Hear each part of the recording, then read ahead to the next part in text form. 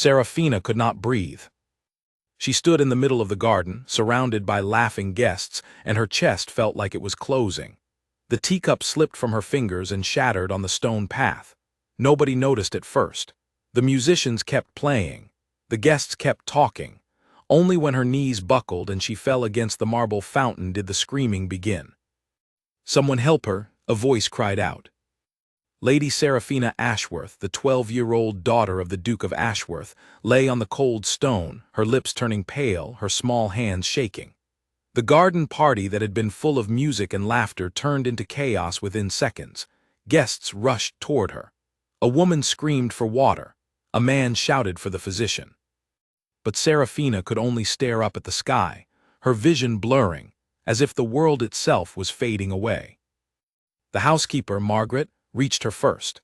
She had worked in the Ashworth household for over 20 years and had never seen the young lady look so frightened. Margaret dropped to her knees, cradling the girl's head in her lap. "Stay with me, child," Margaret whispered. "Stay with me." Serafina's eyes fluttered. Her lips moved, but no sound came out. Margaret felt panic rising in her chest. She looked around desperately for anyone who could help, but the estate's physician, Dr. Whitfield, was nowhere to be seen. He had left the party early that afternoon, claiming urgent business in the village. "Get her inside, now," Margaret ordered the footman standing nearby.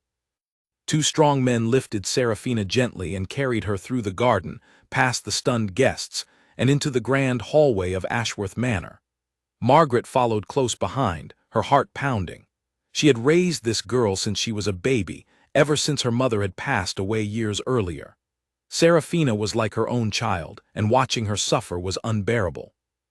They laid her down on a velvet chaise in the drawing room. Her skin had turned an unhealthy shade of gray. Her breathing came in short, painful gasps.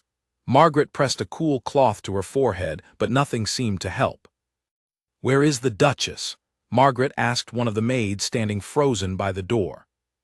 The maid, a young girl named Alice, shook her head. "I do not know, ma'am. I have not seen her since the party began." This was strange. Duchess Vivian, the Duke's second wife, had been overseeing the entire garden party that afternoon. She had personally arranged the seating, the flowers, and even the tea service. It was unlike her to disappear during such an important event, especially now that her stepdaughter needed her. Margaret did not have time to wonder further. Serafina's condition was worsening by the minute. Her small body trembled. Her lips had turned nearly blue. Margaret had seen illness before, fevers and coughs and the common troubles of children, but this was different. This looked like something was attacking the girl from the inside. "Someone fetch the physician from the village," Margaret shouted. "Hurry!" A stable boy ran out the door, mounting a horse and racing down the long drive toward the village. But the village was nearly an hour away, and Margaret feared Serafina did not have that much time. The Duke, Edmund Ashworth, was away on business in the city, attending to matters of trade that could not wait. He had left 3 days earlier, trusting his wife to manage the household and care for his daughter in his absence. He had no idea that his little girl was now fighting for her life in the drawing room of his own estate. Margaret held Serafina's hand tightly. "You must hold on, my dear. Your father will never forgive me if something happens to you." Serafina's eyes opened halfway. She tried to speak, but only a faint whisper escaped her lips. Margaret leaned closer to hear. "It hurts," Serafina whispered. "Everything hurts." Tears filled Margaret's eyes, but she forced herself to stay calm. Panic would not save this child. She needed help, and she needed it quickly. Outside, the storm that had been threatening all afternoon finally broke. Thunder rolled across the sky, and rain began to fall in heavy sheets, drumming against the windows of the manor. The guests who had gathered for the party scattered, running for their carriages, their laughter replaced by worried murmurs about the poor Ashworth girl. Inside the drawing room, Serafina's breathing grew shallower. Margaret pressed her ear to the girl's chest and heard her heartbeat racing far too fast, then slowing in a way that terrified her. "Please," Margaret whispered to no one in particular, "please send someone who can help." At that very moment, on the muddy road leading to Ashworth Manor, a traveler on horseback fought against the storm. She wore a long gray cloak, soaked through by the rain, and carried a leather satchel strapped across her body. Her name was Eleanor Hart, a healer who traveled from town to town, offering her skills to those who needed them. She had been on her way to the village when the storm forced her to seek shelter. Eleanor guided her horse toward the great iron gates of the estate, the only shelter she could see through the pouring rain. She had no idea that behind those gates, a young girl's life was slipping away with every passing minute. She only knew that she needed to get out of the storm before lightning struck too close for comfort. The gatekeeper, an older man named Walter, hesitated when he saw the stranger approaching. Strangers were not usually welcomed at Ashworth Manor without an invitation, especially during a family crisis. But the storm was fierce, and Eleanor's horse was clearly exhausted. "State your business," Walter called out over the sound of the rain. "I seek only shelter from the storm," Eleanor replied, raising her voice to be heard. "I mean no trouble. I am a healer traveling to the village." Walter studied her for a long moment. Something about the chaos he had witnessed earlier, servants running, horses galloping toward the village, made him pause. A healer arriving at this exact moment felt like more than coincidence. "Wait here," he said, and hurried toward the manor to inform Margaret. Inside, Margaret was growing desperate. Seraphina's lips had turned a deeper shade of blue, and her small chest rose and fell in short, uneven breaths.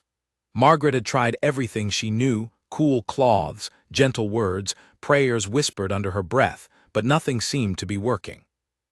When Walter burst into the drawing room, soaked from the rain, Margaret barely looked up. "Ma'am," he said breathlessly, "there is a woman at the gate. She claims to be a healer seeking shelter from the storm." Margaret's head snapped up. In that moment, with the physician still an hour away and Seraphina fading before her eyes, she did not hesitate. "Bring her here," Margaret said. "Bring her now." Walter nodded and rushed back out into the rain. Margaret returned her attention to Seraphina, brushing damp hair away from the girl's forehead. "Help is coming, my dear," she whispered. "Just a little longer, hold on just a little longer." Seraphina's eyes had closed again, and her breathing had become so faint that Margaret had to watch closely just to see her chest rise. The housekeeper's hands trembled as she held the girl's small fingers, praying silently that whoever this stranger was, she would arrive in time.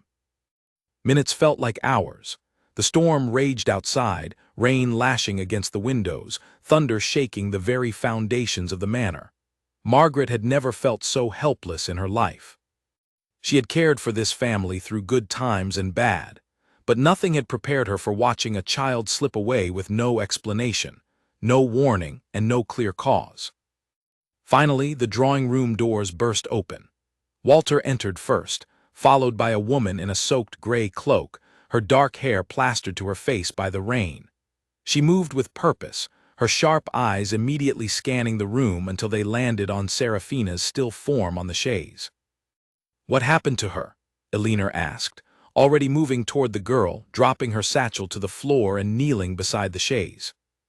"She collapsed at the garden party," Margaret explained quickly, her voice shaking. "One moment she was fine, laughing with the other guests, and the next she was on the ground, unable to breathe. The physician is not here. I do not know what else to do." Eleanor's hands moved swiftly and confidently, checking Seraphina's pulse, examining her eyes, pressing gently against her stomach and chest. Her expression grew more serious with each passing second. "How long ago did this begin?" Eleanor asked. "Less than an hour," Margaret answered. "Please, can you help her?" Eleanor did not answer immediately. She leaned closer to Seraphina, studying the color of her skin, the pattern of her breathing, the faint tremor in her hands. Something about this did not look like an ordinary illness. In her years of traveling and treating the sick, Eleanor had seen fevers, infections, and diseases of every kind. But this felt different. This felt deliberate. "Has she eaten or drunk anything unusual today?" Eleanor asked, her voice sharp with urgency. Margaret paused, thinking back. Only what was served at the party: tea, cakes, the usual refreshments. Eleanor's eyes narrowed slightly, but she said nothing more about her suspicions. There would be time for questions later. Right now, the girl needed help, and every second mattered. "I need hot water, clean cloths, and my satchel," Eleanor said firmly. "Quickly, please." Margaret snapped into action, calling for Alice to bring what was needed. The maid rushed from the room, her footsteps echoing down the hallway. Eleanor opened her satchel and began pulling out small glass bottles, each filled with different herbs and remedies she had collected during her travels. Seraphina's breathing grew even fainter. Margaret watched, her heart in her throat, as Eleanor worked with steady hands, mixing herbs and preparing something in a small wooden bowl. The stranger's calm focus was the only thing keeping Margaret from falling apart completely. "Will she survive?" Margaret asked, unable to keep the fear from her voice. Eleanor did not look up from her work. "I am going to do everything I can, but I need you to trust me and I need you to help me. Can you do that?" Margaret nodded firmly, wiping tears from her eyes. "Yes, whatever you need." Outside, the storm showed no sign of stopping. Thunder cracked overhead, and rain continued to pour down on Ashworth Manor, as if the sky itself was mourning what might come to pass inside those walls.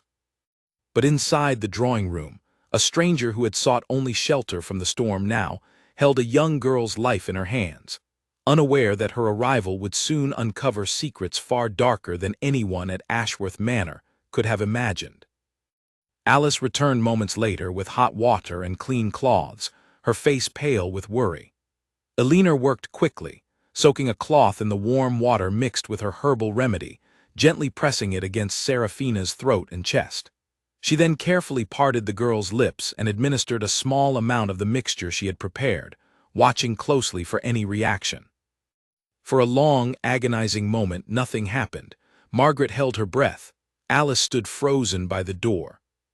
Even Walter, who had returned to check on the situation, remained silent in the doorway. Then slowly, Seraphina's chest rose in a deeper breath. Her fingers twitched. A faint bit of color began returning to her pale cheeks. "That's it," Eleanor murmured, more to herself than anyone else. "Come on, stay with me." Margaret felt a flicker of hope for the first time since the crisis began. But she also felt something else, a nagging unease that had been growing since Eleanor first asked about what Seraphina had eaten and drunk that day. Something about the way the healer's expression had changed told Margaret this was far from over. As Eleanor continued to work, carefully monitoring the girl's breathing and pulse, none of them noticed the shadow that passed by the drawing room window, pausing just long enough to look inside before disappearing quickly into the rain. Seraphina's breathing steadied, but Eleanor did not relax. She kept her fingers pressed against the girl's wrist, counting each heartbeat, watching every small movement of her chest. The color slowly returning to Seraphina's cheeks was a good sign, yet something about the pattern of her symptoms kept nagging at Eleanor's mind. She had treated fevers before. She had treated poor digestion, bad water, and spoiled food. This did not match any of those. "She is stable for now," Eleanor finally said, sitting back on her heels. "But I need to understand what caused this before I can be certain she is truly safe." Margaret wiped her eyes with the back of her hand. "Whatever you need to know, ask me. I will tell you everything I can remember." "Tell me about her tea," Eleanor said. "You mentioned she drank tea at the party. Was it the same tea everyone else had?"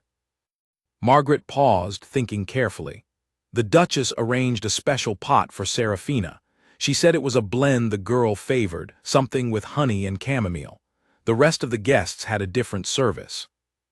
Eleanor's expression tightened, though she kept her voice calm. "Was anyone else ill today? Anyone at all?" "No," Margaret said slowly, "only Seraphina."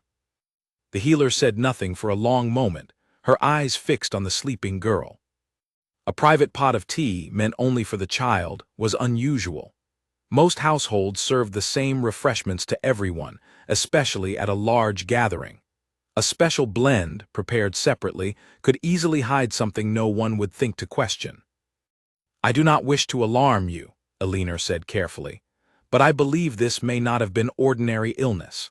Her symptoms, the sudden onset, the difficulty breathing, the color of her skin, These are signs I have seen before in cases where something harmful entered the body through food or drink. Margaret's face went white. You mean to say someone poisoned her? I cannot say for certain, Eleanor admitted. But I believe it is possible, and I believe it should be looked into carefully. For now, the most important thing is that she continues to rest and recover. I will stay through the night to watch over her, if you will allow it. Margaret did not hesitate. Yes, please stay as long as you need. As the two women spoke in hushed voices, neither noticed Alice standing frozen near the door, her hands twisted together, her face pale with something more than shock. The young maid had seen something earlier that afternoon, something she had dismissed as unimportant until this very moment. She had seen the Duchess standing near the tea service alone, just before the party began, her hands moving quickly over the cups.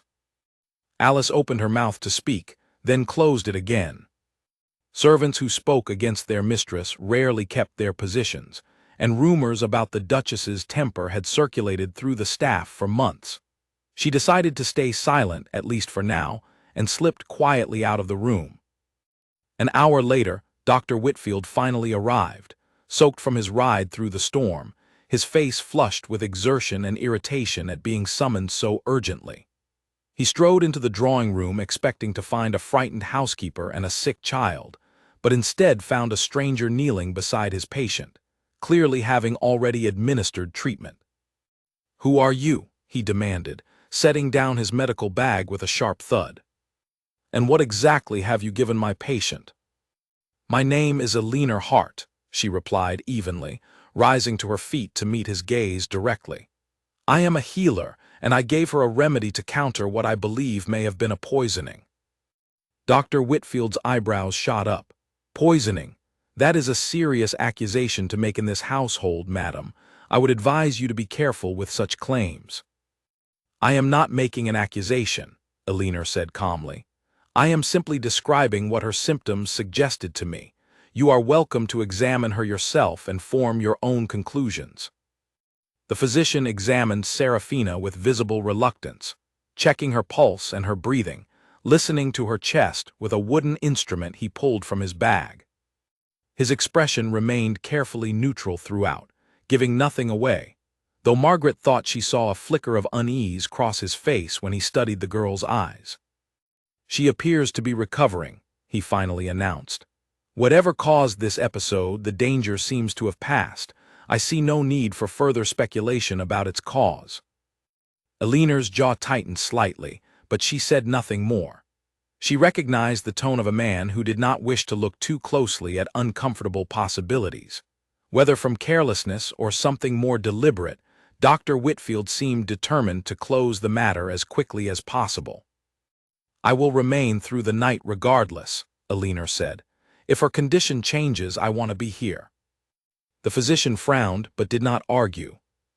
"As you wish, though I must say, it is unusual for a traveling healer to insert herself so thoroughly into a noble household's private matters." "I only wish to see the child safely recovered," Eleanor replied simply. "Nothing more." Dr. Whitfield gathered his bag and left without another word, his footsteps echoing down the hallway. Margaret watched him go, an uneasy feeling settling in her stomach. Something about his hurried dismissal of the entire matter troubled her deeply. Night fell over Ashworth Manor, the storm finally beginning to weaken outside. Eleanor remained beside Seraphina's bed, now moved to the girl's own bedchamber, watching over her through the quiet hours. Margaret brought blankets and warm tea for the healer, insisting she rest even for a few minutes, but Eleanor refused to leave the girl's side. It was nearly midnight when Seraphina's eyes fluttered open fully for the first time. She looked around the dimly lit room, confused and frightened, until her gaze landed on Eleanor sitting beside her. "Who are you?" Seraphina whispered, her voice weak but clearer than before. "My name is Eleanor. I am here to help you feel better. How do you feel now?"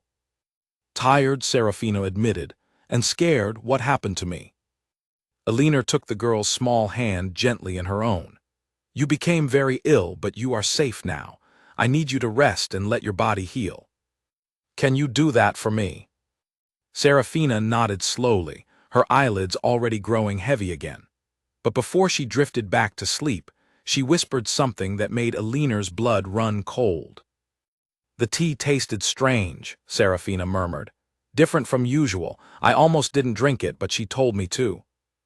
"Who told you to drink it?" Alina asked gently, leaning closer. But Serafina had already fallen back into a deep, healing sleep, leaving her question hanging unanswered in the quiet room. Alina sat back, her mind racing with possibilities, each one more troubling than the last.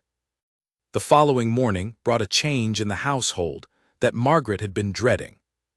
Duchess Vivian returned from wherever she had disappeared to during the party, her expression composed and unreadable as she swept into Serafina's bedchamber to find Alina still seated beside the sleeping girl. "And who might you be?" the Duchess asked, her voice cool and measured, though her eyes studied Alina with sharp suspicion.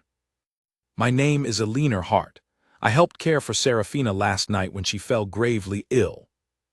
The Duchess's expression did not change, but something flickered behind her eyes, gone too quickly for Alina to name it clearly.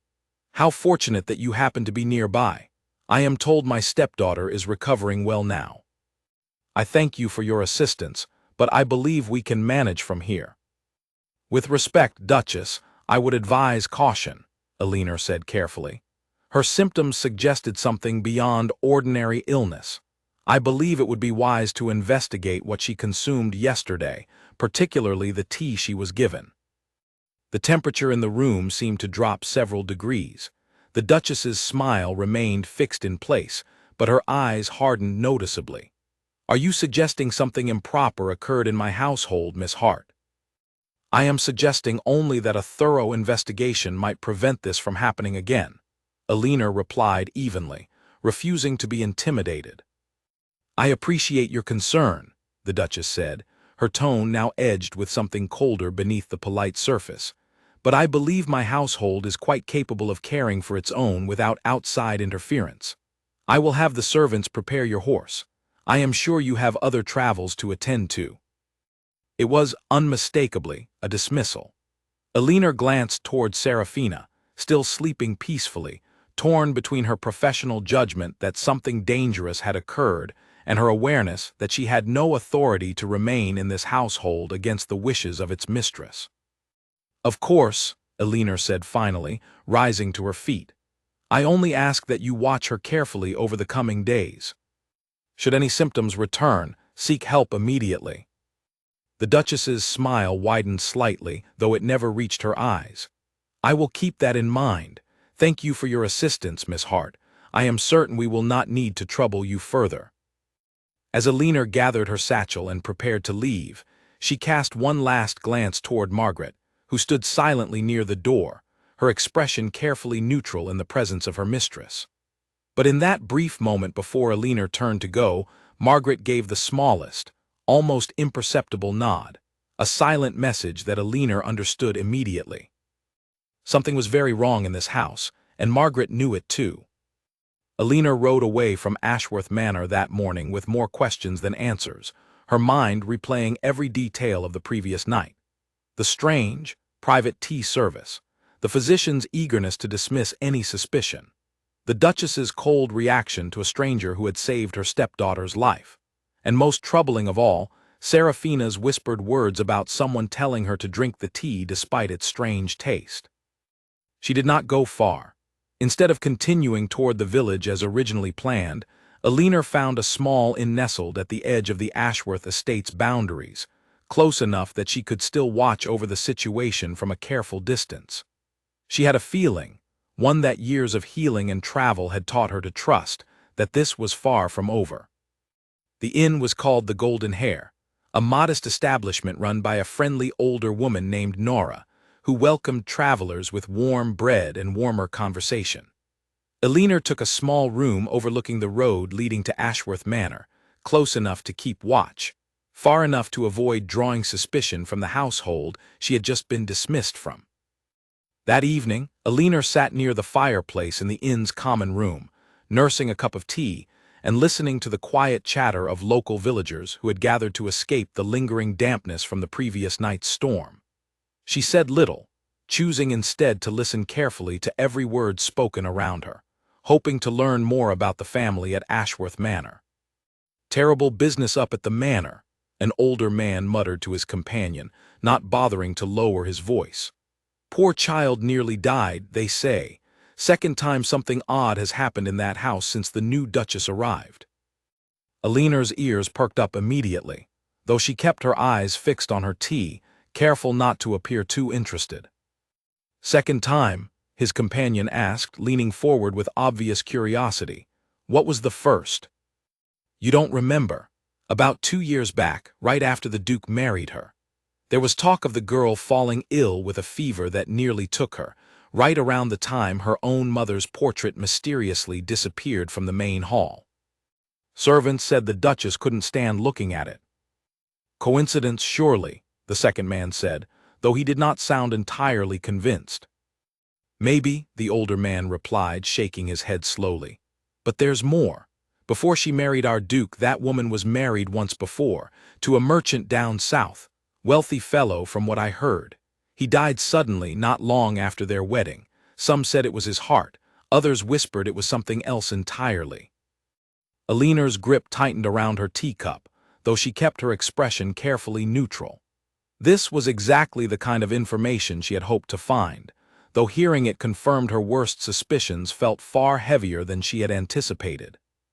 She waited until the two men finished their conversation and moved toward the door before approaching Nora, who was busy wiping down the counter after a long evening of serving guests. "I could not help overhearing," Alina said carefully, "some talk about the Duchess at Ashworth Manor. Is it common knowledge her history before marrying the Duke?" Nora glanced around the room before answering, lowering her voice despite the fact that most patrons had already left for the night. "Common enough, though not spoken of openly, not with the Duke's people around, at least. The Duchess, Lady Vivian she was then, married a wealthy merchant named Callahan some years back. Big estate down near the coast, from what I understand. He passed away barely a year into their marriage, leaving her a considerable fortune." "How did he die?" Alina asked, keeping her voice gentle and curious rather than accusatory. "Officially, his heart gave out. He was not a young man, and some said he had always been sickly. But there were whispers, as there always are in these situations, that things were not quite so simple. His family accused her of neglect at the very least, though nothing was ever proven. She left that estate wealthy and free, and not long after, she caught the eye of our own Duke Edmund." Alina absorbed this information carefully, piecing it together with everything else she had witnessed and heard over the past day. A previous marriage ending in sudden, unexplained death. A young stepdaughter who had fallen mysteriously ill once before, and now nearly died a second time under circumstances that pointed clearly toward poison. It was becoming increasingly difficult to view these events as mere coincidence. "Does the Duchess have children of her own?" Alina asked. Nora shook her head. "None yet, not with the Duke, and none from her first marriage either, as far as anyone knows. Some say that troubles her greatly, knowing that if she fails to provide an heir, everything will eventually pass to young Serafina when she comes of age. The girl already stands to inherit her mother's considerable personal fortune, separate entirely from the Duke's estate." This detail struck Alina as particularly significant. A woman who had already lost one husband under questionable circumstances, who had married into wealth again, and who now faced the possibility of being overshadowed entirely by a stepdaughter with her own substantial inheritance. Motive, opportunity, and a troubling pattern of behavior all seemed to be converging around one central figure. "Thank you for sharing this with me," Alina said sincerely. "I know it is not always wise to speak so openly about matters concerning powerful families." Nora waved a dismissive hand. "You seem like someone with good intentions, and that poor girl deserves people looking out for her. Just be careful, dear. The Duchess is not someone to be trifled with, and she has the Duke's ear more than anyone else in that household." Alina spent a restless night turning over everything she had learned, unable to shake the image of Serafina's pale face and the whispered words about strange-tasting tea.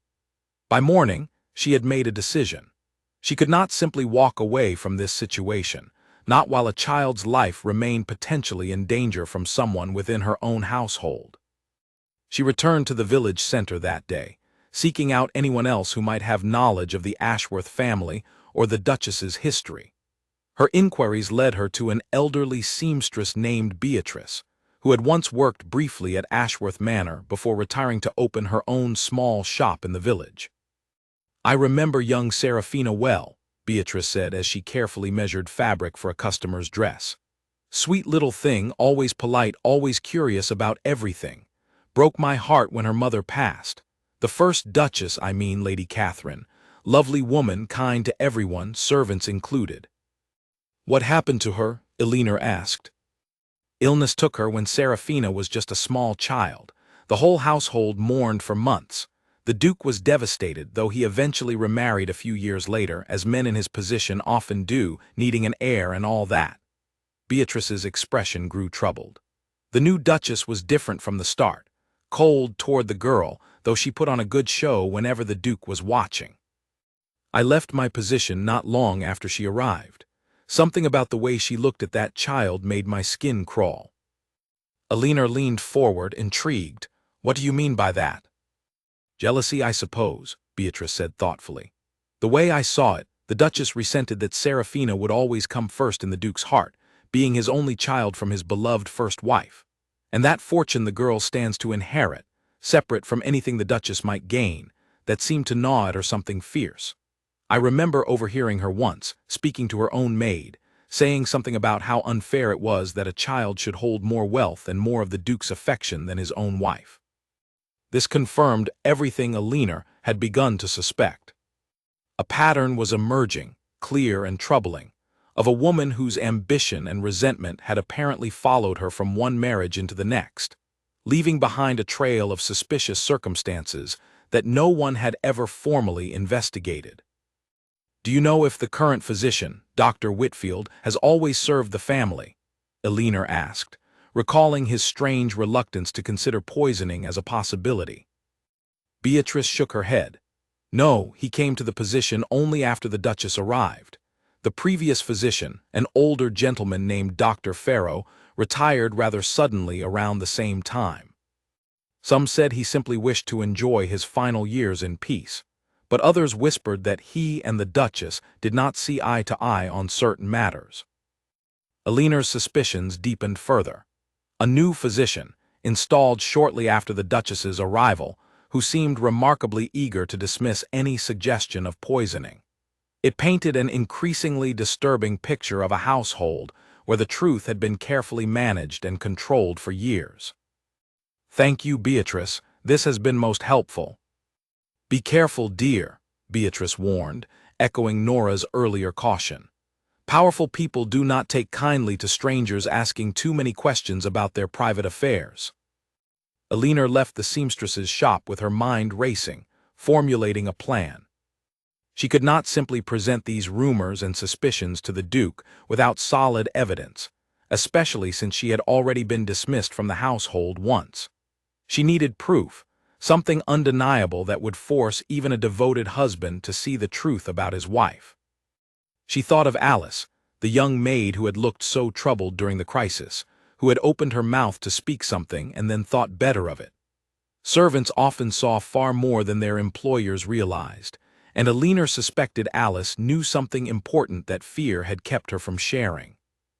That afternoon, Elinor positioned herself near the market square, close to where she knew household staff often ran errands for the manor.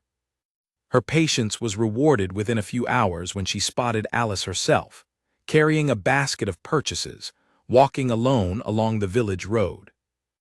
"Alice," Elinor called softly, approaching carefully so as not to startle the young maid. Alice's eyes widened with recognition, glancing around nervously before responding. "Miss Hart, you should not be seen speaking with me, if the Duchess learns of it." "I understand your fear," Elinor said gently, "but Serafina's life may still be in danger.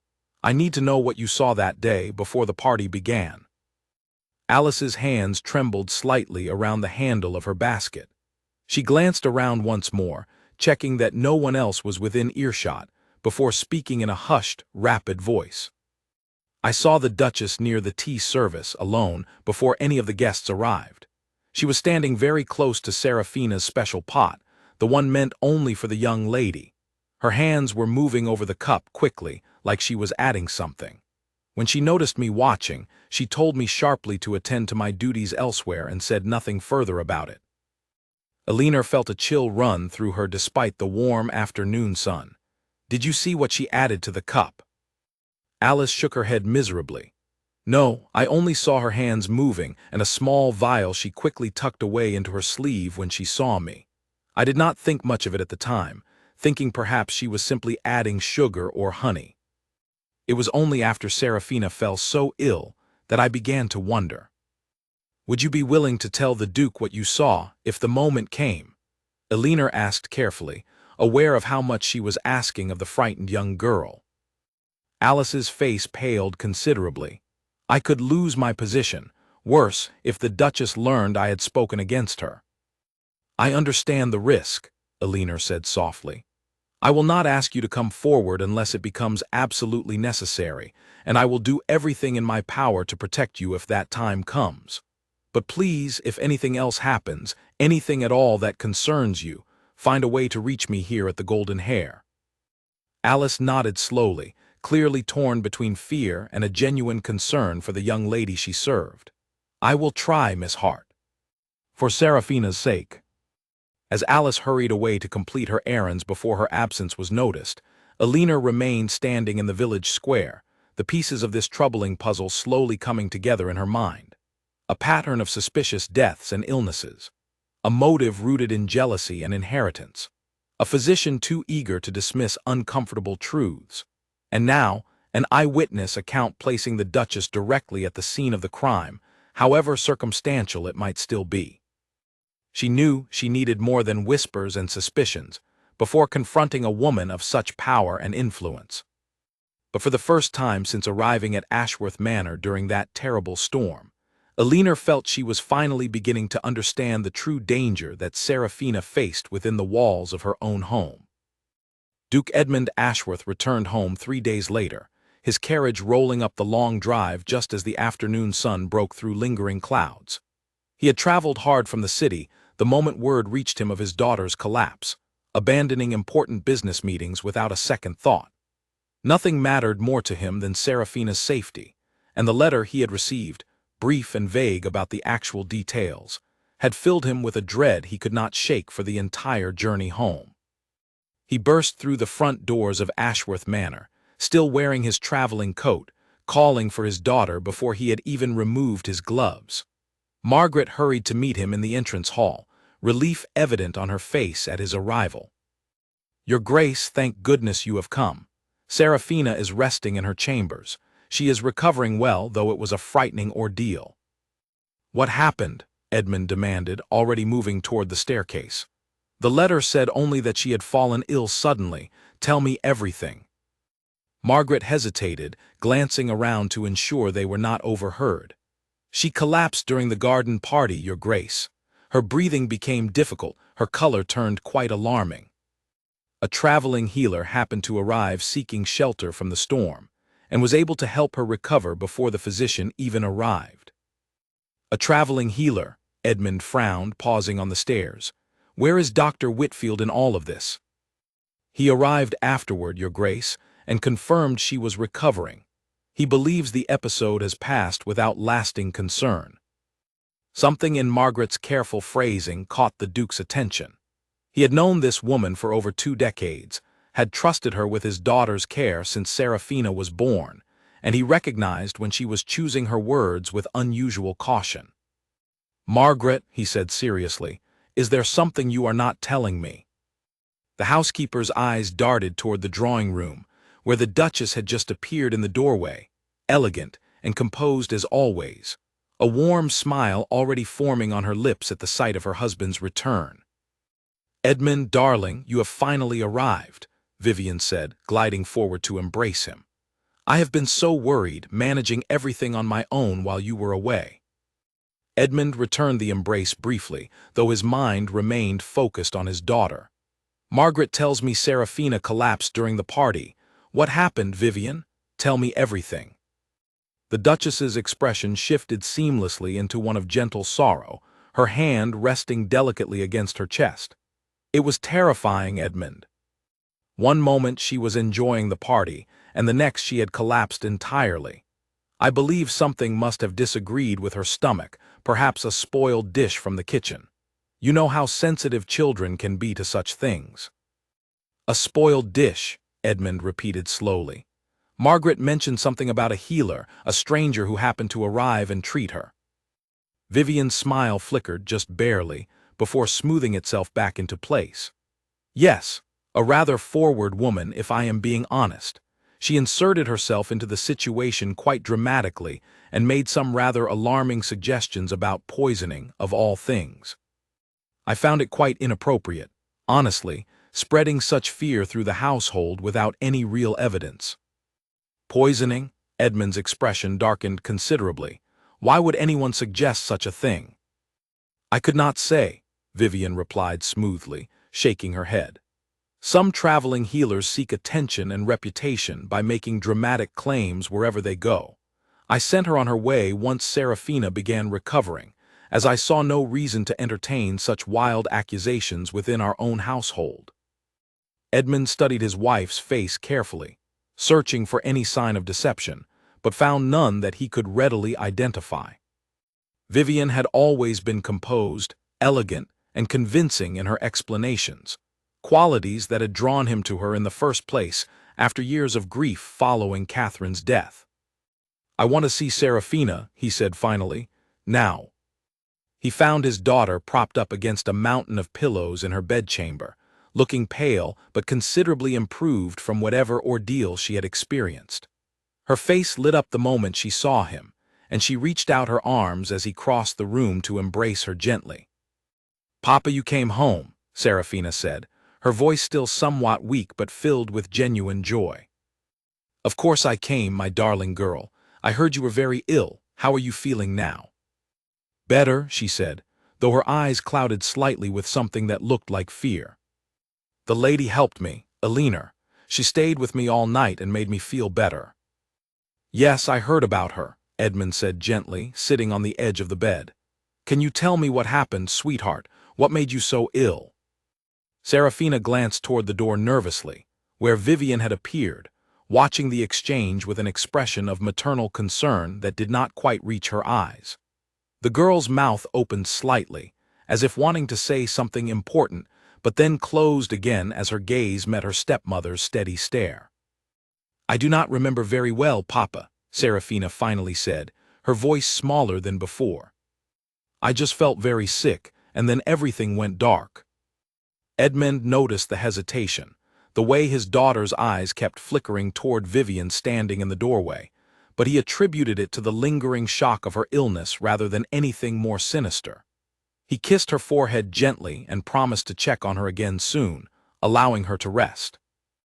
As he left the room, Vivian fell into step beside him, slipping her arm through his with practiced familiarity. "You see, darling, she is recovering well. There is truly nothing to worry about anymore." "I want Dr. Whitfield to examine her again tomorrow," Edmund said firmly. "And I want a full report on exactly what she ate and drank that day." "Of course, if that would ease your worry," Vivian agreed readily, though something flickered briefly across her expression before disappearing again beneath her composed exterior. "Though I do hope you will not entertain any further nonsense about poisoning. Such talk could damage our family's reputation considerably if it spread beyond these walls." Edmund nodded absently, his mind already turning toward practical matters, arranging for the physician's examination, reviewing household accounts that had accumulated during his absence, catching up on the business he had abandoned so abruptly. He did not notice the way Margaret watched him from down the hallway, her expression troubled, or the way she glanced meaningfully toward Alice, who stood nearby holding a stack of freshly laundered linens, her own face carefully blank despite the secret she carried. That evening, after the household had settled into quiet, Margaret found a moment alone with Alice in the servants' quarters, away from any prying ears. You must tell the Duke what you saw, Margaret said quietly, before more time passes and the truth becomes even harder to uncover. I am frightened, Alice admitted, her hands twisting together nervously. What if he does not believe me? What if the Duchess finds out I spoke against her? I understand your fear, Margaret said gently, placing a comforting hand on the younger woman's shoulder. But that child could have died. If something happens again and we said nothing when we might have prevented it, how could either of us live with that guilt? Alice nodded slowly, though her expression remained troubled. The healer, Alina, she asked me the same thing. She said to find her at the inn if anything more happened. Perhaps that is wise, Margaret said thoughtfully.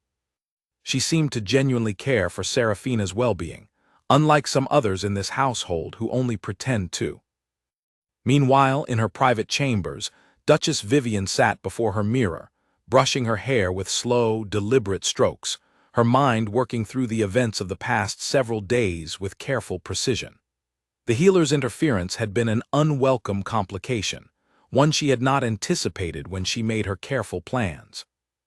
She had believed the dosage sufficient to weaken the girl gradually over time, creating the appearance of a sickly constitution that would eventually, tragically, prove fatal without ever raising serious suspicion. The stranger's timely arrival had disrupted everything, and now there was talk, however dismissed and denied, of poisoning circulating through her household. She could not afford further mistakes, further complications that might draw unwanted attention to matters best left buried. A soft knock interrupted her thoughts. Her personal maid, a quiet woman named Prudence who had served her since before her marriage to the Duke, entered with practiced discretion. "Is everything prepared for tomorrow, Your Grace?" Prudence asked, her voice barely above a whisper. "The physician will confirm there is nothing more to be concerned about," Vivian said, setting down her brush with deliberate calm.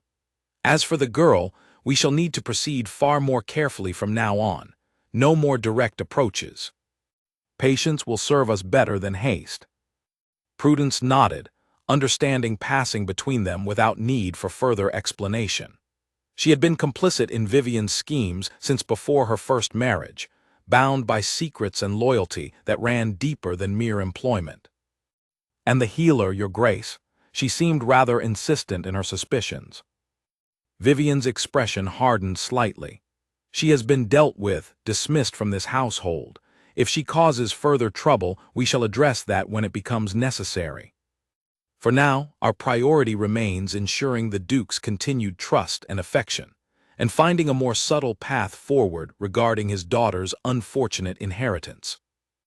As the two women continued their quiet conversation behind closed doors, unaware that their whispered plans were being discussed at all, the household around them settled into an uneasy peace, one that everyone sensed, on some level, would not last long. Serafina lay awake in her bed long after the candles had been extinguished, staring at the ceiling, replaying the frightening memory of drinking tea that tasted wrong, of a voice she trusted telling her to drink it anyway, of darkness closing in around her vision. She wanted desperately to tell her father the truth, but fear held her tongue captive every time she tried to speak the words aloud. What if he did not believe her? What if speaking against her stepmother only brought more danger upon herself?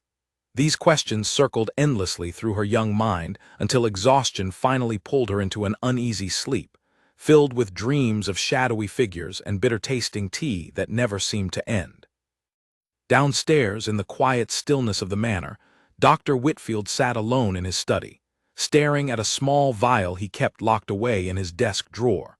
Payment received months earlier for services that had nothing to do with genuine medical care. His conscience had troubled him increasingly since the healer's arrival, her sharp questions and obvious medical knowledge threatening to unravel arrangements he had believed thoroughly secure. He poured himself a generous glass of brandy, trying to steady nerves that had grown increasingly frayed since that terrible afternoon when the young lady had nearly died before his very eyes, her suffering a direct result of choices he had made in exchange for a steady income and continued position within this prestigious household. The weight of that knowledge pressed heavily upon him as the night wore on, though not heavily enough. it seemed, to compel him toward honesty and confession. Days passed at Ashworth Manor, each one blending quietly into the next as Seraphina's physical strength gradually returned. She took short walks through the gardens under Margaret's watchful eye, her cheeks slowly regaining their healthy color, her laughter beginning to return whenever she played with the small spaniel that had been her constant companion since childhood. To any outside observer, the household appeared to have settled back into its normal rhythm, the frightening events of that stormy afternoon fading into memory. But beneath this calm surface, tension continued to simmer. Duchess Vivian watched her stepdaughter with careful, calculating patience, waiting for opportunities that would not draw suspicion, while Seraphina herself had grown noticeably more cautious around her stepmother, flinching slightly whenever Vivian offered her food or drink, finding excuses to avoid situations where she might be left alone with the woman she had once tried, however unsuccessfully, to consider a mother figure. Margaret noticed this shift immediately, though she said nothing to draw attention to it, choosing instead to position herself as often as possible near Seraphina whenever the Duchess was present. She had taken to personally preparing the girls' meals and drinks whenever circumstances allowed, trusting no one else with such an important task, not even the kitchen staff who had served the family faithfully for years. Elinor, meanwhile, remained at the Golden Hare, unable to fully leave the situation behind despite having no formal reason to remain involved. She spent her days offering her healing services to villagers who sought her help, treating minor illnesses and injuries, all while keeping her ears open for any news that might filter down from Ashworth Manor through servants running errands or merchants making deliveries.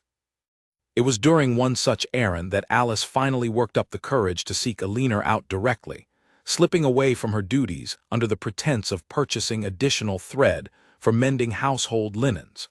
She found the healer in the small garden behind the inn, tending to a collection of herbs she had been cultivating during her extended stay. "Miss Hart," Alice said quietly, glancing around to ensure she had not been followed, "I need to speak with you." Elinor set down her gardening tools immediately, giving the young maid her full attention. "What has happened, Alice? Is Seraphina all right?" "She is recovering well, physically at least," Alice said, "but something troubles me greatly. The Duchess has taken to visiting the young lady's chambers each evening, alone, bringing warm milk before bedtime as a gesture of care. Seraphina has confided in me that she does not trust this kindness, that she pours the milk away when no one is watching rather than drink it." Elinor's expression grew serious. A wise instinct for a child so young. Has anyone else noticed this behavior? "Margaret suspects something, I believe, though she has not spoken of it directly. She has begun preparing Seraphina's meals herself whenever possible, trusting no one else with the task." "That is good," Elinor said approvingly. "Vigilance is essential right now. Has Seraphina spoken to her father about her fears?" Alice shook her head sadly. "She is too frightened, Miss Hart. She fears he will not believe her, or worse, that speaking out will only bring greater danger upon herself. The Duke dotes on his wife considerably, and Seraphina worries that any accusation against her stepmother might be dismissed as childish imagination or jealousy." Elinor understood this fear all too well, having witnessed firsthand how easily the Duchess could present a composed, convincing facade to anyone who might question her. Breaking through such carefully constructed deception would require more than a frightened child's whispered accusations, particularly against a woman who held such influence within her own household. "We need evidence," Elinor said thoughtfully. "Something undeniable that even the most devoted husband could not ignore or explain away. Has anything unusual happened since I left, beyond the warm milk you mentioned?" Alice hesitated before answering, clearly weighing how much to reveal. "There is something else. I overheard the Duchess speaking with her personal maid, Prudence, late one evening while cleaning near her chambers. I could not hear everything clearly, but I heard mention of patience, of proceeding more carefully, and something about the girl's inheritance." This confirmed Elinor's growing suspicion that the Duchess had not abandoned her dangerous intentions, but had simply become more cautious following the healer's interference. The direct approach through poisoned tea had failed and drawn unwanted attention. Now it seemed, she intended to pursue a slower, more subtle method that would be far more difficult to detect or prove. Alice, I need you to continue watching carefully, but please be cautious. If the Duchess suspects you are gathering information against her, your own safety could be at risk. Can you find reasons to remain near Serafina as often as possible, alongside Margaret? I will try, Alice promised. The young lady trusts me and I care for her deeply. I cannot simply stand by and watch harm come to her. As Alice prepared to return to the manor before her absence became suspicious, Alina made a decision that had been forming in her mind for several days. She could not continue operating from the shadows indefinitely, gathering information through second-hand accounts and whispered conversations. She needed to find a way back into the household itself, close enough to observe events firsthand and protect Serafina directly, before the Duchess's patience produced results far more difficult to reverse than a single afternoon's poisoning. That evening, Alina composed a careful letter to Duke Edmund Ashworth, choosing her words with considerable thought. She could not accuse the Duchess directly without solid proof, knowing such an approach would likely result in her immediate dismissal and destroy any chance of protecting Serafina from within. Instead, she framed her letter around genuine concern for the young lady's continued health, offering her services as a companion healer given Serafina's apparent fragile constitution following such a frightening ordeal. She sent the letter the following morning, uncertain whether the Duke would even consider her request given his wife's earlier dismissal of her presence. Days passed without response, each one increasing Alina's anxiety about Serafina's safety within a household where danger lurked disguised as maternal affection. Finally, nearly a week after sending her letter, a response arrived, carried by one of the Duke's own messengers rather than through ordinary post. Alina opened it with trembling hands, her heart racing as she scanned the elegant handwriting. The Duke's letter was brief but promising. He acknowledged her role in saving his daughter's life and expressed gratitude for her continued concern, noting that Serafina herself had specifically requested that Alina be allowed to visit periodically to check on her recovery. He invited Alina to return to Ashworth Manor the following week for an initial visit, though he made no mention of any permanent arrangement. It was not everything Alina had hoped for, but it was enough.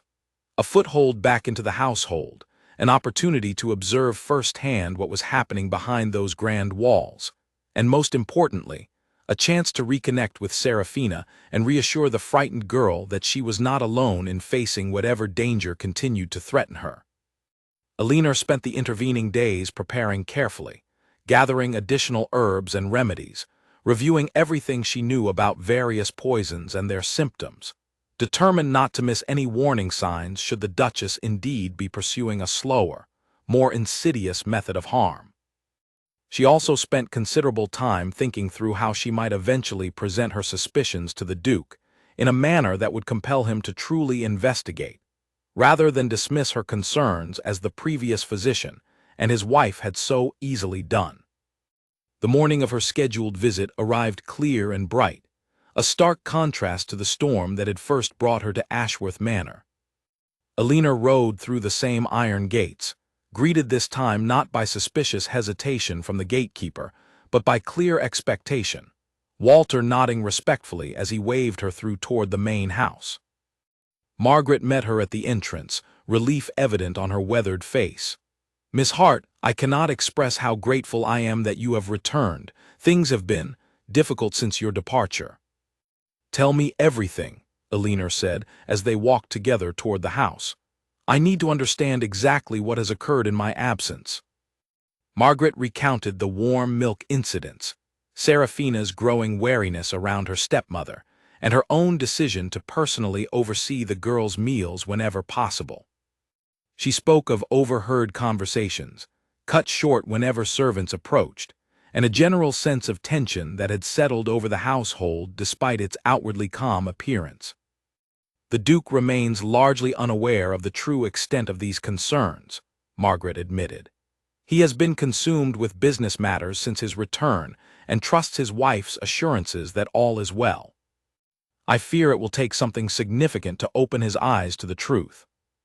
Then we must find that something, Elinor said with quiet determination, before it becomes too late for young Serafina. They found the girl in the manor's small library, curled in a window seat with a book she was not actually reading, her attention instead fixed on the garden outside where she could see her stepmother walking with a visiting acquaintance. The moment she spotted Elinor entering the room, her face lit up with genuine joy, and she rushed forward to embrace the healer who had saved her life. "You came back," Serafina said, her voice filled with relief. "I was so afraid you would forget about me." "I could never forget about you," Elinor said warmly, returning the embrace before holding the girl at arm's length to study her carefully. "You look much stronger than when I last saw you. How have you truly been feeling, Serafina? You can tell me anything." The girl's expression grew more serious, glancing briefly toward Margaret before answering in a hushed voice. "I have been careful, like you said. I do not drink anything she gives me unless someone else has had the same thing first. But I am scared, Elinor. What if she tries something else, something I cannot recognize as dangerous?" Elinor knelt down to meet the girl's eyes directly. "Your instincts have been wise so far, and that is exactly why you have remained safe. I want you to continue trusting those instincts, and I want you to know that Margaret and I are both here now, watching over you carefully. You are not alone in this." Serafina nodded, though tears gathered in her eyes despite her attempt to remain brave. "I want to tell Papa the truth, but I am so afraid he will not believe me, or that she will find some way to punish me for speaking against her when he is not watching." "There will come a time when the truth must be spoken," Elinor said gently.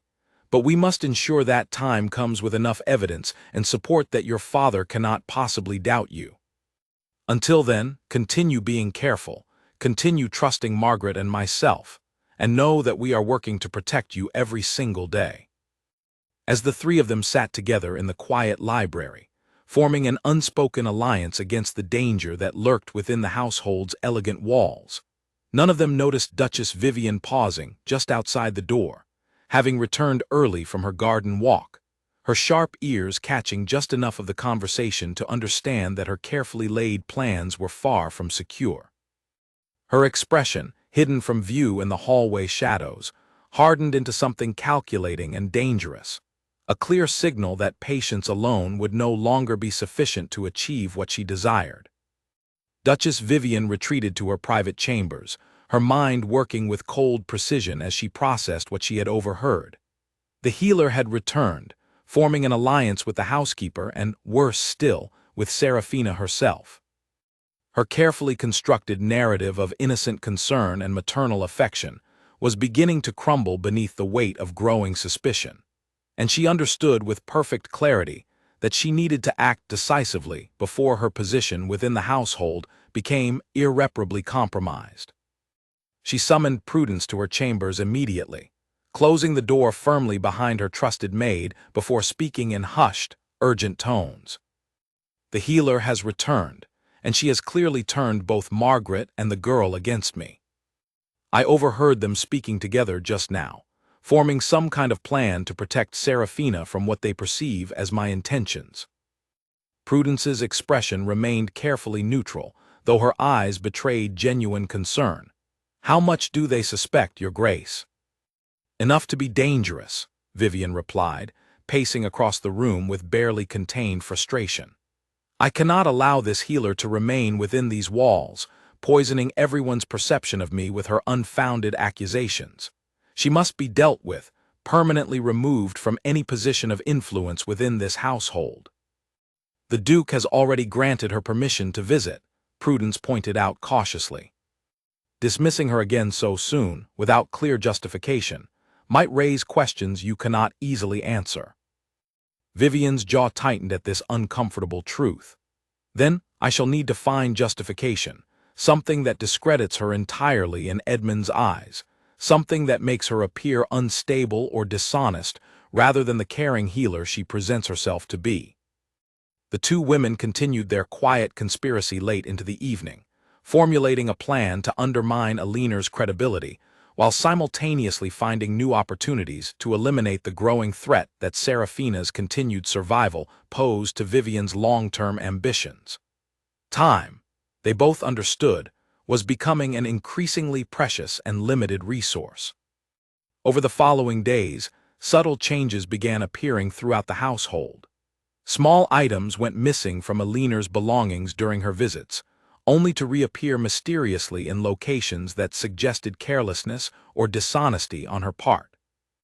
Whispers began circulating among certain staff members, carefully planted by Prudence, suggesting that the traveling healer had a questionable reputation in other households she had previously served, that her sudden appearance during the storm had been suspiciously convenient rather than coincidental.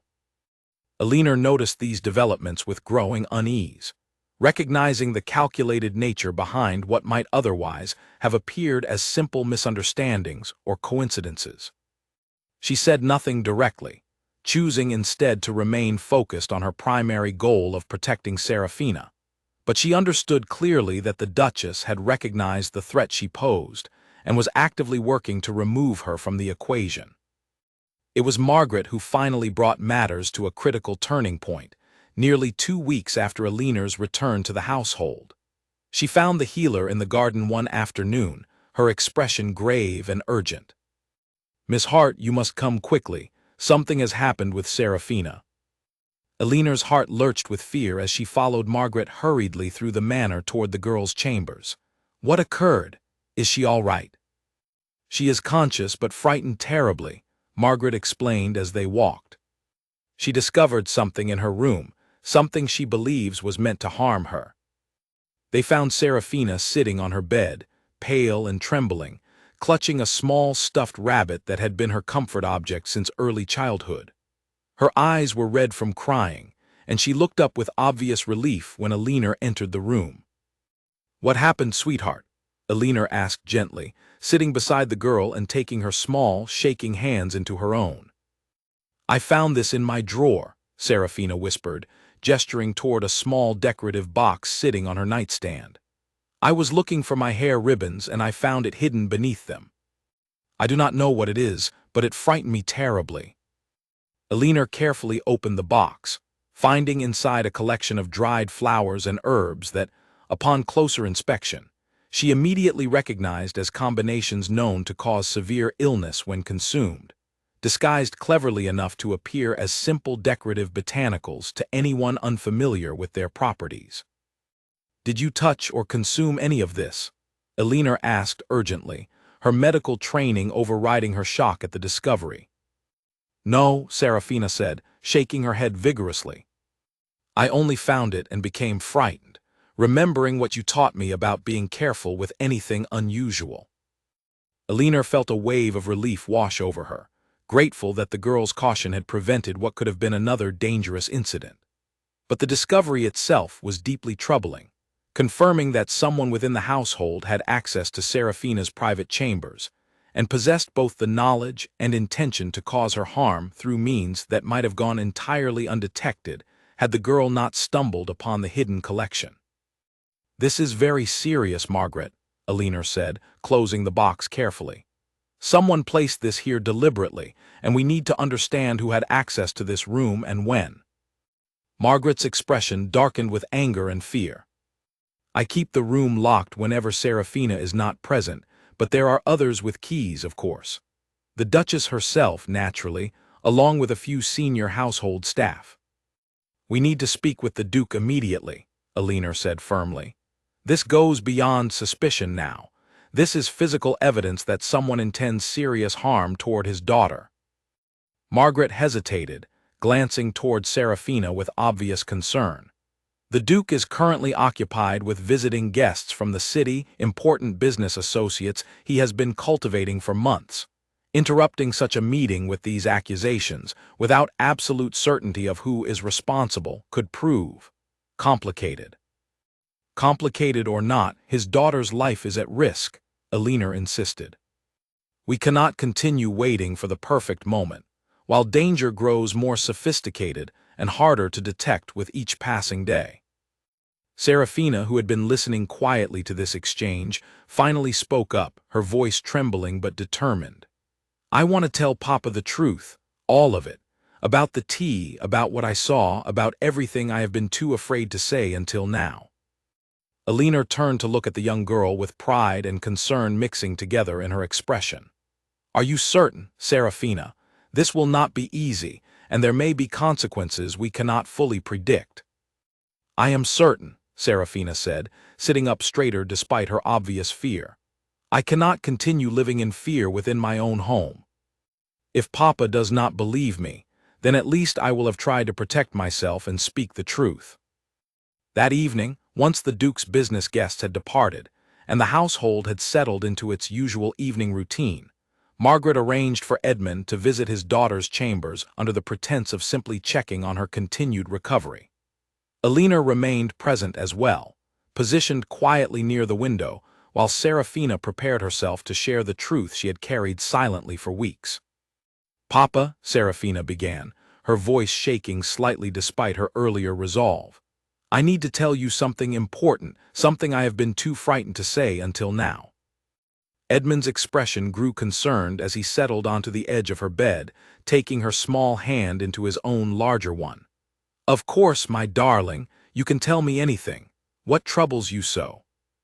"The day I fell ill, at the garden party, I did not simply become sick from spoiled food, as I believe I was told to say when people asked me about it afterward." Serafina paused, gathering her courage before continuing. "The Duchess gave me a special cup of tea before the party began. It tasted strange, bitter, and unusual, nothing like the tea I normally enjoy. I told her it tasted wrong, but she insisted I drink it anyway, saying it was simply a new blend she wished me to try." Edmund's face had grown increasingly pale as his daughter spoke, his grip on her hand tightening unconsciously. "Are you certain of this, Serafina? This is a very serious accusation." "I am certain, Papa, and that is not all." She glanced toward Alina briefly for reassurance before continuing. "Just today, I found a box hidden in my drawer, filled with dried plants that Alina says could make someone very sick.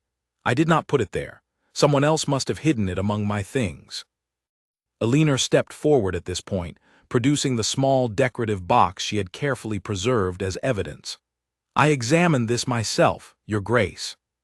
The contents include several plants known to cause serious illness when ingested, carefully disguised to appear as simple decorative botanicals. This was discovered hidden among Serafina's belongings, in a room accessible only to certain individuals within your household." Edmund took the box with trembling hands, examining its contents with growing horror as the full implications of what he was being told settled over him like a suffocating weight. "That lady saved my life," Serafina said suddenly, her voice breaking with emotion as she looked between her father and Alina. "Miss Hart saved me when I was dying, and the physician you trust would not even consider that something was wrong. Please, Papa, you must believe me. I would never lie to you about something so serious." The Duke sat in stunned silence for a long moment, his mind racing through weeks of careful reassurances from his wife, dismissals of concern from his physician, and now this devastating revelation from his own daughter that painted an entirely different and far more sinister picture of what had actually transpired within his own household. "I believe you," he finally said, his voice rough with barely controlled emotion. "I should have listened more carefully from the very beginning, should have questioned things more thoroughly rather than accepting easy explanations. I am so sorry, my darling girl, that you have carried this fear alone for so long."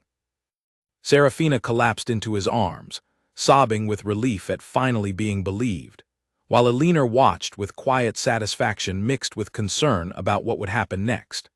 The truth had finally been spoken, but confronting the person responsible for such calculated cruelty would require careful handling to ensure both justice and Serafina's continued safety. "What must be done now?" Edmund asked, looking toward Alina with an expression of a man whose entire world had just been fundamentally shaken. "We must confront the Duchess directly," Alina said carefully, "but with sufficient evidence and witnesses present to ensure the truth cannot be denied or explained away, as it has been in the past. This cannot wait any longer, Your Grace. Every day that passes increases the danger to your daughter's life. Edmund nodded slowly, his expression hardening with a resolve that had been building beneath the surface of his earlier confusion and denial. Then let us gather what we need. Tonight, this matter will finally be brought into the light, regardless of what truths must be faced. Word spread quietly but quickly through the household that evening that something significant was unfolding. Margaret gathered Alice and several other trusted staff members, instructing them to remain nearby but out of sight, ready to serve as witnesses should the need arise. Elinor kept the small box of dangerous herbs safely secured, prepared to present it as undeniable physical evidence of the danger Serafina had faced. Duke Edmund sent word requesting his wife's presence in the main drawing room, keeping his message deliberately vague to avoid raising her suspicions before the confrontation could properly begin. Vivian arrived dressed elegantly as always, her expression composed and curious, though something in her husband's carefully controlled demeanor when she entered the room caused a flicker of unease to cross her features. "Edmund, darling, you wish to see me. Is something troubling you?" "Sit down, Vivian," he said quietly, gesturing toward a chair positioned across from where he stood near the fireplace. Elinor remained near the window, while Margaret and Serafina waited just outside the door, close enough to hear, but positioned to enter only if necessary. Vivian settled into the chair with practiced grace, though her eyes darted briefly toward Elinor's presence with obvious displeasure. "What is this about, Edmund? You seem rather serious this evening." "I want to discuss the events surrounding Serafina's illness," Edmund said, his voice carefully controlled despite the storm of emotion churning beneath his composed exterior. "In detail, and with complete honesty." "We have already discussed this matter," Vivian replied smoothly, though her fingers tightened slightly against the arms of her chair. "A spoiled dish, an unfortunate reaction. I fail to see what further discussion is necessary." "Then perhaps you can explain this," Edmund said, nodding toward Elinor, who stepped forward and placed the small decorative box on the table between them, opening it to reveal its contents clearly. Vivian's composure flickered, just for a moment, before she recovered herself with impressive speed. "I have no idea what that is or why you are showing it to me." "It was found hidden among Serafina's belongings," Elinor said evenly, "containing plants known to cause severe illness when consumed. Someone with access to her private chambers placed it there." "That could have been placed by anyone," Vivian said dismissively, though her voice had taken on a slightly higher pitch than usual. "Servants, visitors, even this healer herself, who seems remarkably determined to insert herself into matters that do not concern her." "Serafina has told me everything, Vivian," Edmund interrupted, his voice growing sharper with barely contained anger. "About the tea you gave her personally, about how you insisted she drink it despite its strange taste, about the warm milk you have brought her each evening since, which she has been too frightened to consume." Vivian's face paled visibly now, the careful mask of composure beginning to crack under the weight of direct accusation. "She is a child, Edmund. A frightened child who fell dangerously ill and has clearly been influenced by this stranger's dramatic theories about poisoning. Surely you cannot take her word over mine in such a serious matter." "I have witnesses," Edmund said firmly. "Margaret has observed your behavior towards Serafina growing increasingly concerning. Alice saw you near the tea service that day, adding something from a small vial before quickly concealing it when she noticed her presence." At this, Vivian's expression shifted dramatically, anger replacing her earlier composed denial. "That maid is mistaken, or lying to protect her own position within this household. I have done nothing but care for that girl since our marriage, despite her constant coldness toward me, her refusal to accept me as anything resembling a mother figure." "Is that what this is about?" Edmund asked, his voice dropping to something dangerously quiet. "Resentment because Serafina never fully accepted you. Is that sufficient reason to poison a child, to threaten her very life?" Vivian's control finally shattered completely, Years of carefully maintained deception crumbling beneath the direct confrontation she could no longer deflect or explain away. "You have no idea what it has been like," she snapped, rising from her chair with sudden fierce energy. "Living in the shadow of your precious first wife, watching you dote endlessly on a daughter who will inherit more wealth than I could ever hope to possess, while I remain unable to provide you with an heir of my own. Do you know what happens to women like me, Edmund, when our usefulness expires? When we fail to produce children, when our husband's affections remain forever tied to memories of a woman we can never replace?" "So you decided to eliminate the competition entirely," Edmund said, horror evident in his voice as the full truth finally emerged clearly. "You decided my daughter's life meant less than your own security and ambition." "She was always going to inherit everything," Vivian said, her voice rising with barely controlled emotion, years of resentment finally spilling forth uncontrolled. "Her mother's fortune, separate entirely from anything I might claim as your wife. Do you understand what that means for my future, should something happen to you before I provide an heir? I would be left with nothing, cast aside like discarded property, while that girl inherits everything simply by virtue of being born to the right mother." "And your first husband," Alina interjected quietly, watching the Duchess's reaction carefully. "Did he also stand between you and what you believed you deserved?" Vivian's eyes snapped toward Alina with pure venom, confirming through her reaction alone what words had not yet explicitly stated. "You know nothing about my life before this marriage, about what I endured, about what I sacrificed to secure my current position. Everything I have done has been necessary for my own survival in a world that offers women like me so few genuine choices." "Murder is never necessary," Edmund said, his voice breaking with a combination of grief, anger, and profound betrayal. "I trusted you with my household, with my daughter's care, and you repaid that trust by attempting to end her life not once, but repeatedly, methodically, over an extended period of time." Vivian seemed to realize suddenly the full extent of what she had confessed, her earlier fierce defiance giving way to something more calculating as she attempted, too late, to regain control of the situation. "Edmund, surely we can discuss this privately, find some arrangement that does not require such dramatic consequences.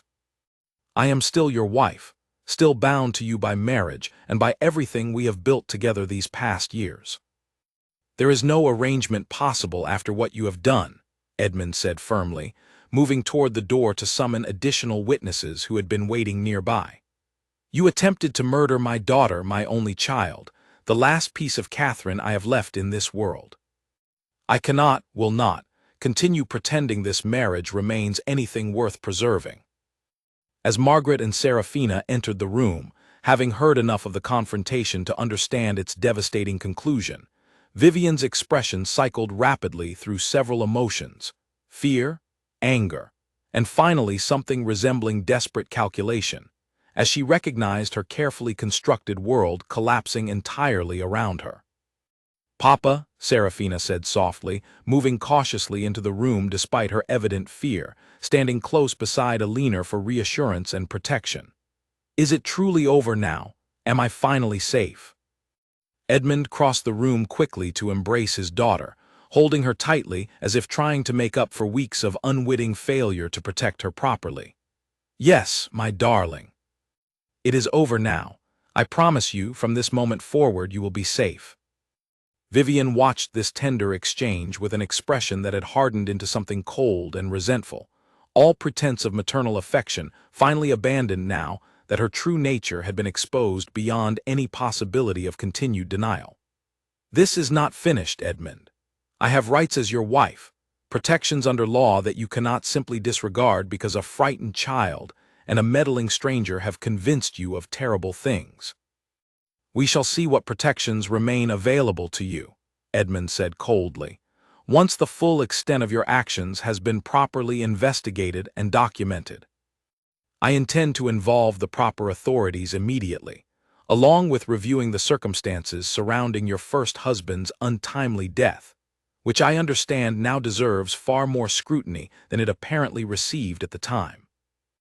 This threat finally broke through whatever remaining composure Vivian had managed to maintain, her face draining of color as she realized the full scope of consequences now bearing down upon her.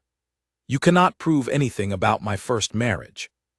That was years ago, in a different county entirely, and Callahan's death was ruled natural causes by the physician who examined him at the time.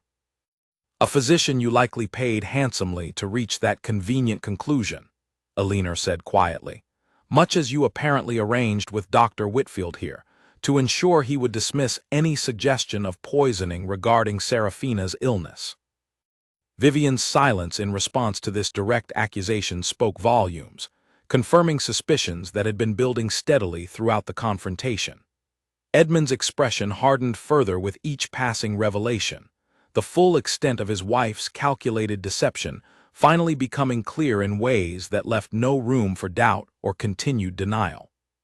"Take her to her chambers," Edmund instructed the household staff who had gathered nearby, witnessing this dramatic confrontation with expressions ranging from shock to grim satisfaction that the truth had finally emerged after weeks of uncertainty and fear. "She is to remain there under guard until proper authorities can be summoned to address these serious matters appropriately." As two footmen moved forward to escort the now visibly shaken Duchess from the room, she cast one final, venomous glance towards Serafina and Alina before allowing herself to be led away, her carefully constructed world of deception and ambition finally collapsing entirely around the truth that had refused to remain buried any longer.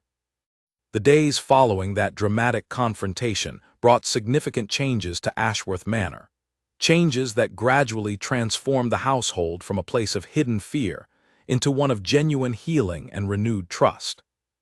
Duke Edmund immediately summoned the local magistrate, presenting the evidence Alina had carefully preserved alongside testimonies from Margaret, Alice, and Serafina herself, painting a comprehensive picture of calculated deception and attempted harm that could no longer be denied or dismissed.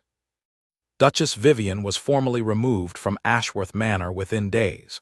Her marriage to Edmund dissolved through legal proceedings that moved with unusual speed, given the serious nature of the accusations against her. The magistrate, upon reviewing the evidence, also ordered a formal inquiry into the death of her first husband, Callahan, reopening a case that had been closed 2 quick years earlier, without sufficient investigation into the suspicious circumstances surrounding his sudden passing. Dr. Whitfield, faced with mounting evidence of his complicity in covering up the poisoning attempts, eventually confessed his role in exchange for leniency in his own legal proceedings. He revealed that Vivian had indeed paid him substantial sums to dismiss any suggestion of foul play regarding Serafina's illness, and admitted to similar arrangements from his predecessor's departure, having been installed specifically because of his willingness to overlook uncomfortable truths in exchange for financial compensation. He was stripped of his medical position and faced his own separate legal consequences for his role in endangering a child's life. Prudence, the Duchess's loyal maid, also faced questioning regarding her knowledge of and participation in her mistress's schemes. Though she claimed ignorance of the specific poisoning attempts, her obvious complicity in maintaining secrets and facilitating communications resulted in her dismissal from any future position of trust within noble households, her reputation thoroughly damaged by association with such serious crimes. Throughout this upheaval, Alina remained at Ashworth Manor, her presence proving invaluable not only for the practical medical knowledge she brought to ensuring Serafina's continued health, but for the emotional support and stability she provided during such a turbulent period of transition. The young girl had grown remarkably attached to the healer who had first saved her life during that terrible storm, finding in her a source of comfort and genuine care that had been so painfully absent during the years of her stepmother's calculated cruelty. "Will you stay with us, Alina?" Serafina asked one afternoon, several weeks after Vivian's departure, as the two of them walked together through the manor's extensive gardens, now blooming beautifully under the warm summer sun. "Papa says he would like to offer you a permanent position here as our family's physician." He says he can no longer trust anyone else with something so important. Elinor smiled warmly at the girl walking beside her, noting with genuine pleasure how much healthier and happier Serafina appeared now that the constant fear and uncertainty had finally lifted from her young shoulders. I would be honored to accept such a position, if your father truly believes it would benefit this household. I know it would, Serafina said firmly, taking Elinor's hand as they continued their walk. You saved my life, and then you helped save me from something even more dangerous than that illness. I do not know what would have happened if you had not arrived that stormy afternoon, seeking nothing more than shelter from the rain. Fate has a curious way of bringing people together exactly when they are needed most, Elinor said thoughtfully, squeezing the girl's hand gently. I am simply grateful I was able to help, and that you found the courage to speak your truth when it mattered most, despite your fear. Duke Edmund found them later that afternoon, sitting together on a garden bench beneath the shade of an ancient oak tree, engaged in easy conversation that spoke to the genuine bond that had formed between healer and child throughout their shared ordeal. He approached with the formal proposal he had been considering for several weeks, watching their interaction with something approaching relief and gratitude. Miss Hart, he began, settling onto a nearby bench across from them, I have given considerable thought to how I might properly express my gratitude for everything you have done for my family. Words alone seem insufficient given the magnitude of what you have accomplished, saving my daughter's life not once but repeatedly, uncovering truths that I should have recognized far sooner myself. You need not thank me further, Your Grace, Elinor said sincerely. I did only what any healer with genuine conscience would do, faced with such clear evidence of danger to an innocent child. Nevertheless, Edmund continued, I would like to formally offer you the position of personal physician to this household, with accommodations here at the manor and compensation befitting someone of your considerable skill and clearly demonstrated integrity. Serafina has already expressed her strong wishes regarding this matter, and I find myself in complete agreement with her judgment. Elinor considered the offer seriously, recognizing the significant change it would represent from her previous life of constant travel, moving from town to town, offering her services wherever needed most. But something about this particular household, about the genuine connection she had formed with Serafina, and the respect she had earned from Margaret and other trusted staff members, made this opportunity feel different from anything she had previously encountered in her years of healing work. I accept Your Grace, she said finally, watching Serafina's face light up with genuine joy at her decision. I would be honored to continue caring for your family, and for this household that has come to feel in many ways like a place of genuine purpose and belonging.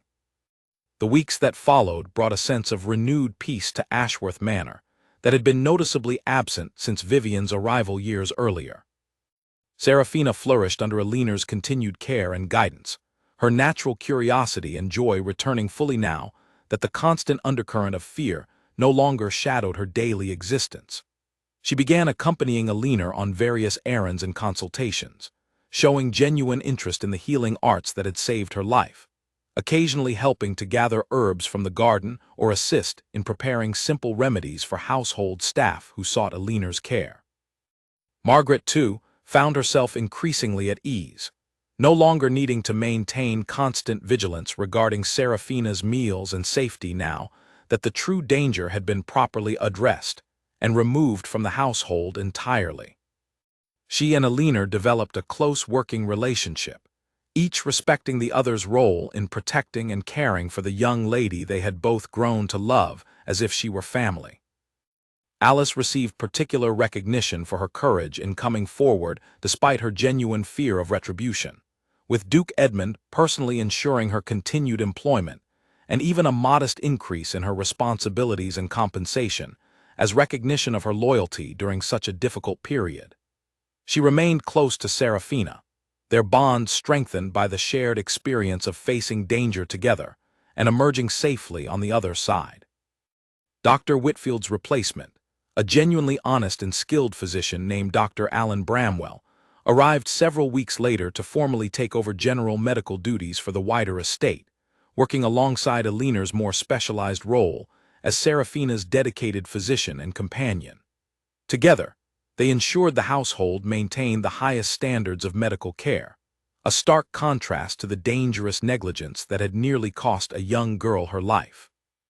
As autumn arrived, bringing cooler temperatures and the first colorful changes to the extensive gardens surrounding Ashworth Manor, Duke Edmund found himself reflecting often on the remarkable series of events that had transformed his household so completely. He had nearly lost his beloved daughter to calculated cruelty disguised as maternal affection, had trusted a physician who prioritized payment over genuine care, and had remained largely oblivious to the danger surrounding his own child until circumstances forced the truth into unavoidable clarity. Yet from this darkness had emerged genuine healing, not merely of Serafina's physical health, but of the entire household's sense of trust, safety, and belonging. Alina had become far more than simply a skilled healer within their walls. She had become a trusted friend, a source of wisdom and stability, and increasingly someone whose continued presence brought genuine warmth and comfort to both father and daughter alike. One crisp autumn evening, as golden leaves drifted past the tall windows of the manor's drawing room, Edmund found himself watching Alina and Serafina together by the fireplace, the girl reading aloud from a book of herbal remedies, while Alina listened with obvious pride and patience, occasionally offering gentle corrections or additional information. The scene filled him with a warmth he had not experienced since Catherine's passing years earlier, a sense that perhaps genuine happiness and security had finally returned to his household after such a prolonged period of hidden danger and uncertainty. "Papa, come join us," Serafina called out, noticing his presence in the doorway. "Alina is teaching me about which flowers can help with headaches. Did you know that lavender can be used for so many different purposes?" Edmund smiled warmly, crossing the room to join them near the fireplace's comforting warmth. "I did not know that, my darling. Perhaps you shall become a skilled healer yourself someday, following in Alina's excellent example." "I would like that very much," Serafina said thoughtfully, glancing toward Alina with obvious admiration. "I want to help people the way she helped me, especially children who might feel scared and alone like I did." Alina reached over to squeeze the girl's hand affectionately.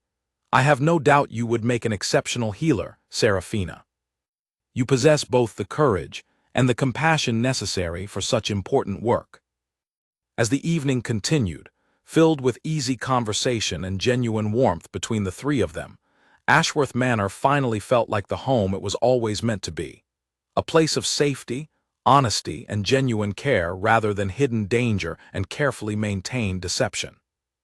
The storm that had first brought Alina into their lives had passed long ago, but the healing and protection she provided continued each and every day, transforming tragedy into an unexpected foundation for lasting happiness and trust. Serafina would often recall in later years how a single stranger seeking shelter from a storm had ultimately saved not only her life, but her entire family's future, proving that sometimes the most important truths emerge from the most unexpected circumstances, and that courage to speak honestly, even when frightened, can transform darkness into lasting light.